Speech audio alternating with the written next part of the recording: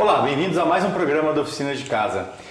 No início de maio eu mostrei para vocês a montagem dessa furadeira de bancada e falei um pouco dos seus recursos.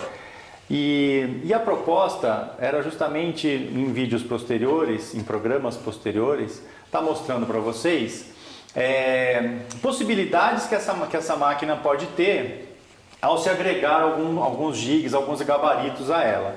E hoje eu quero apresentar para vocês mais um gabarito.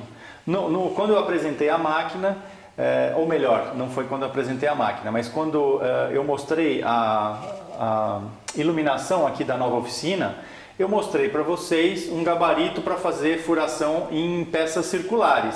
Então era um gabarito em 45 graus que ficava aqui posicionado na direção da broca, justamente para a peça cilíndrica ficar apoiada. O que eu vou mostrar para vocês hoje é um gabarito para que vocês possam fazer furação vertical em peças mais compridas. Explico. Você pegar uma madeira dessa, por exemplo, e colocar aqui, você faz o furo verticalmente sem problema nenhum. Agora, se eu quiser fazer um furo aqui, eu tenho mais altura nessa peça. Então, a proposta é criar um gabarito em que eu coloque essa peça nesta posição e daí eu giro a cabeça aqui da máquina, posicionando a broca exatamente onde eu quero o furo, no centro que eu preciso fazer a furação. Então, a ideia é criar um gabarito em que você prenda a peça que você precisa furar na lateral da furadeira. Então, é muito simples, são 3 pedaços de madeira que eu vou fixar em esquadro e vai proporcionar essa possibilidade. Eu tenho aqui 2 pedaços de madeira esquadrejados, isso aqui é peroba, esse aqui eu não sei o que é, acho que é angelim, mas o importante é que elas estão retas, esquadrejadas.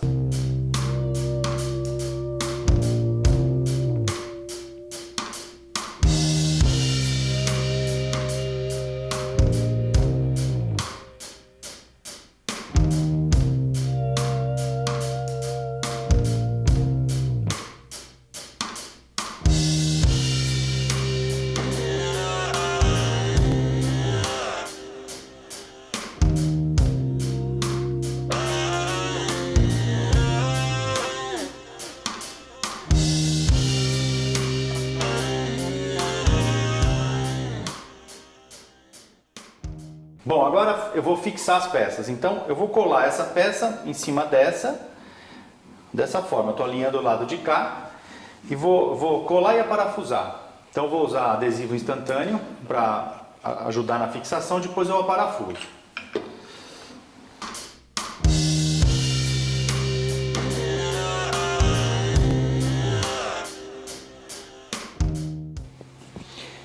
É bastante importante que as peças estejam esquadrejadas, justamente para criar um esquadro.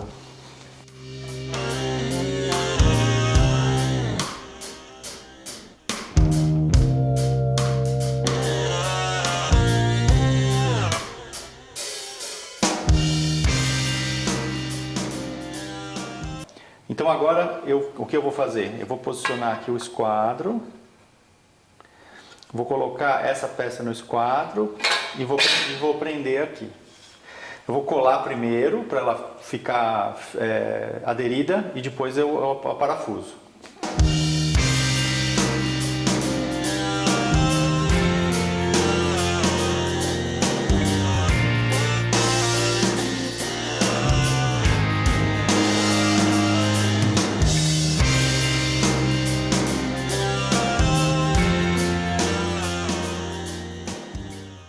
Bom, agora confirmando, isso aqui tem que estar exatamente no esquadro. Tá perfeito. Então agora vamos fazer um furo. Vamos fazer um furo de topo nessa peça que eu ia usar. Vejam, a peça está alinhada aqui e está encostada aqui no canto, ou seja, ela está exatamente na vertical. Agora, essa peça eu vou prender aqui.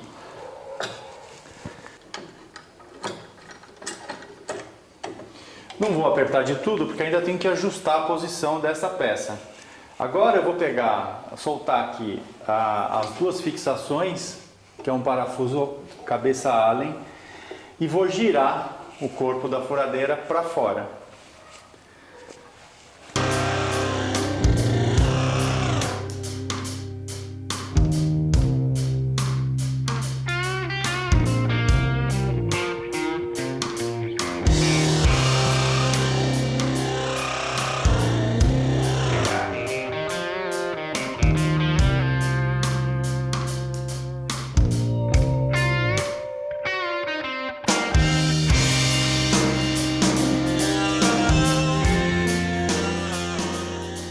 Depois que eu ajustei o centro do furo em relação à broca, então eu vou fixar de novo aqui a cabeça para ela não fugir para a lateral.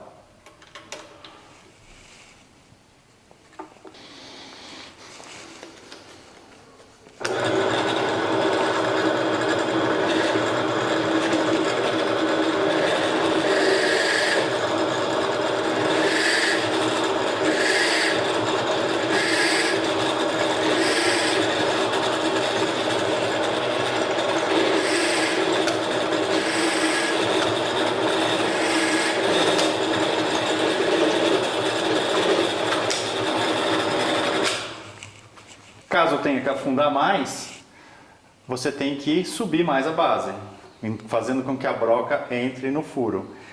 Aqui no caso eu tenho um limite de perfuração, mas você pode, por exemplo, usar uma broca maior, tipo uma broca de mourão, e você consegue fazer um furo, de repente atravessando a peça, caso seja a sua necessidade. Bom, então a ideia era mostrar esse gabarito para fazer essa furação em peças maiores verticalmente. Só que essa máquina é um pouco maior. Você tem o recurso também de usar esse mesmo gabarito na furadeira, que é o tamanho menor dessa.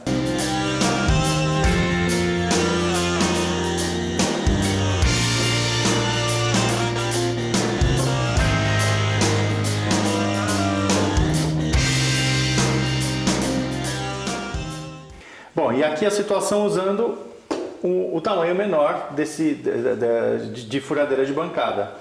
Só que, o que acontece? Como a estrutura toda dela é menor, eu estou aqui, por exemplo, no limite de furação.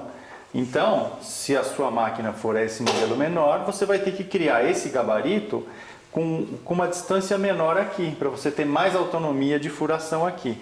Ou seja, dessa haste da furadeira até o eixo da broca, tem uma medida que é diferente da outra maior aqui. Então, você vai ter que ajustar esse gabarito ao tamanho da sua máquina.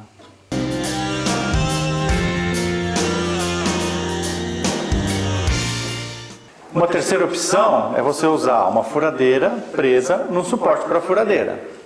Porém, essa situação não é tão precisa, porque o suporte tem um pouco de jogo. Se vocês repararem, ela tem um pouquinho de jogo aqui no eixo, e o próprio mandril da furadeira também tem um pouco de jogo. Logicamente essa furadeira não é tão nova, mas mesmo assim ainda ele tem um pouco de jogo. É diferente dessa furadeira aqui, onde você não tem jogo algum. Então, essa é uma terceira opção. Lógico, se você colocar na ponta do lápis, às vezes vale mais a pena você comprar uma furadeira de bancada do que você investir num suporte. O suporte tem um valor, provavelmente mais de R$100, mais o preço da furadeira, então vale a pena você fazer um comparativo. Eu criei um suporte um pouco menor, uma versão menor, justamente por causa dessa autonomia de distância do eixo da broca até a coluna da furadeira. No caso da furadeira, do suporte de furadeira, a distância é menor ainda. Então, isso aqui é uma versão menor. Então é isso. Então são três opções diferentes, dois tamanhos diferentes de furadeira de bancada e a opção do suporte para furadeira. E aproveitando que a gente está falando da furadeira de bancada, quando eu falei dessa furadeira, eu passei uma informação, eu diria não errada, mas equivocada. Essa pecinha acompanha a máquina, é uma cunha de metal. Essa cunha de metal, eu criei uma nova função para ela, onde eu falei que era justamente para trocar a posição das correias aqui dentro. Mas na realidade ela é para sacar o mandril. Então o que você tem que fazer? Você abaixa todo o mandril